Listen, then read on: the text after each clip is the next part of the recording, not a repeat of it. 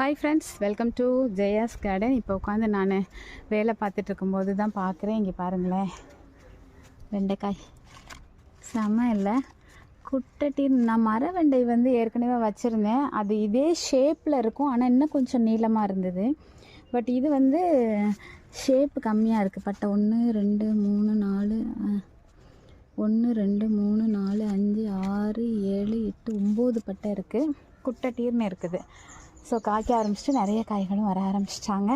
So இவங்களை காமிக்கணும் உங்ககிட்ட அப்படிங்கிறதுனால தான். எவ்வளோ அழகான ஒரு வெண்டைக்காய் பார்த்தீங்களா? இது அறுவடை பண்ணிடலாம், சாப்பிட்டு பார்க்கலாம் எப்படி இருக்குன்னு.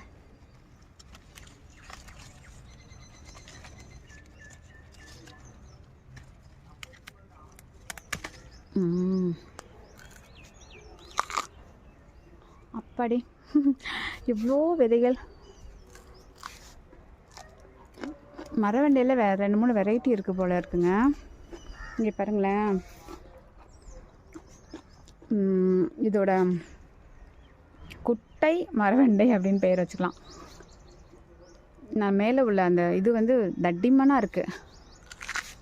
பிஞ்சாடினாலும் அப்படியே சதைப்பட்டு அதிகமாக இருக்குது. இதுக்கு முன்னாடி நான் ஒரு மரவண்டை வச்சுருந்தேன். அது வந்து இதே ஷேப்பில், ஆனால் கொஞ்சம் நீளமாக, ஒரு 1.5 விரல் அளவுக்கு நீளமாக இருந்தது.